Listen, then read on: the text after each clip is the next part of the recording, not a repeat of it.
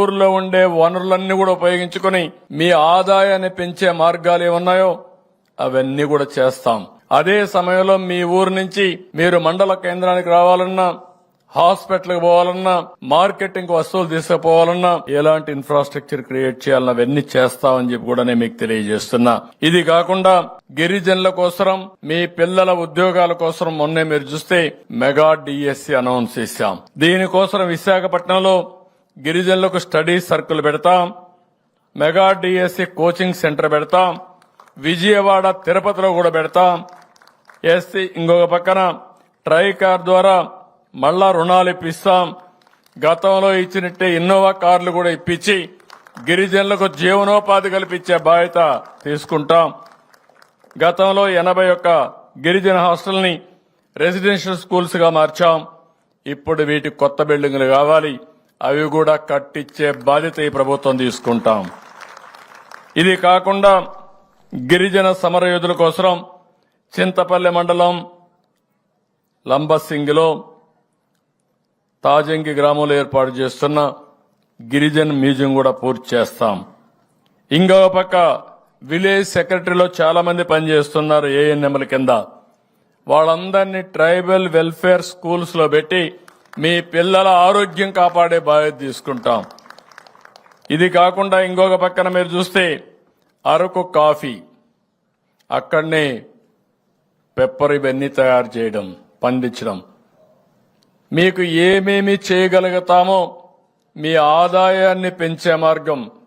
ఒక రోజున అరకు కాఫీ ఈరోజు కొన్ని షాపుల్లో ఉంది, కానీ ఇది ఇండియాలో ఉండే అన్ని షాపుల్లో పెట్టి ప్రపంచంలో ఉండే ముఖ్య నగరాల్లో పెట్టే బాధ్యత తీసుకుని అరకు కాఫీకి ప్రపంచవ్యాప్తంగా గుర్తింపు తీసుకొస్తామని చెప్పి కూడా నేను మీకు తెలియజేస్తున్నా.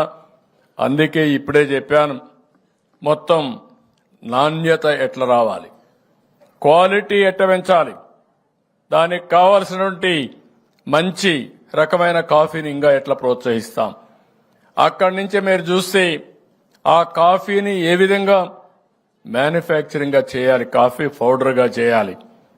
అదే సమయంలో దీన్ని మార్కెటింగ్ ఎట్లా చేయాలో చేస్తాం. దీనివల్ల మీ ఆదాయం వాణిజ్య పంటల కంటే ఎక్కువ వచ్చే అవకాశం ఉంటుంది. ఇది కూడా చేస్తామని చెప్పి కూడా నేను మీకు తెలియజేస్తున్నా. ఇంకో పక్క మీ ప్రాంతంలో ఉండే సహజమైన పంటలు, ఎక్కడ కూడా ఎరువు గాని క్రిమి సంహారక మందు వాడనటువంటి ఆర్గానిక్ పంటలు మీరు ఏర్పాటు చేస్తున్నారు. దాన్ని కూడా ఉపయోగించుకుని అవసరమైతే బిస్కెట్స్ తయారు చేసి ఇక్కడ బిస్కెట్స్ గాని మిగిలిన ఇక్కడ ఏమేం చేయగలుగుతా అన్ని చేసి మార్కెటింగ్ కూడా ఎస్టాబ్లిష్ చేస్తామని చెప్పి కూడా నేను మీకు తెలియజేస్తున్నా. గిరిజన ప్రాంతాల్లో మీరు తయారు చేసే వస్తువుల్ని ఓఎన్డీసీ ప్లాట్ఫామ్ ద్వారా డైరెక్ట్ గా వినియోగదారులకు మీరే అమ్మే ఏర్పాటు చేస్తాం. అంటే ఈరోజు మీ ఊర్లో ఉంటారు, ఈ ప్లాట్ఫామ్ లో మీరుంటే ఎవరు హైదరాబాద్ లో కావాలన్నా, బెంగళూరులో కావాలన్నా మీ ఊర్లో ఉత్పత్తి చేసినటువంటి ఒక తేనె నేరుగా వాళ్ళకి అమ్మే ఏర్పాటు వస్తుంది, ఆ షాప్కి అమ్మే ఏర్పాటు వస్తుంది. దానికి కూడా శ్రీకారం చుడతామని చెప్పి కూడా నేను మీకు తెలియజేస్తున్నా. 2191 ఎస్టీ గ్రామాలకు రోడ్డు సౌకర్యం లేదు. ఇవన్నీ కూడా రోడ్డు కనెక్టివిటీ ఇచ్చే బాధ్యత తీసుకుంటా. ప్రతి ఒక్క గిరిజన గ్రామానికి కనెక్టివిటీ ఇప్పిస్తాం. దగ్గర 16,816 గిరిజన నివాస ప్రాంతాలకి తాగునీళ్లు లేవు. 2,373 కోట్ల రూపాయలు ఖర్చు పెట్టి ప్రతి ఒక్క ఇంటికి కొళాయి ద్వారా నీళ్లు ఇప్పించే బాధ్యత తీసుకుంటాం. ఇది కాకుండా ఈరోజు జీవో నెంబర్ 3 ఉంది, ఎలక్షన్స్ కూడా ఉన్నాయి విశాఖపట్నంలో. నేను ఆ విషయం కానీ కొన్ని ఉద్యోగాల విషయాలు మాట్లాడలేకపోతున్నా.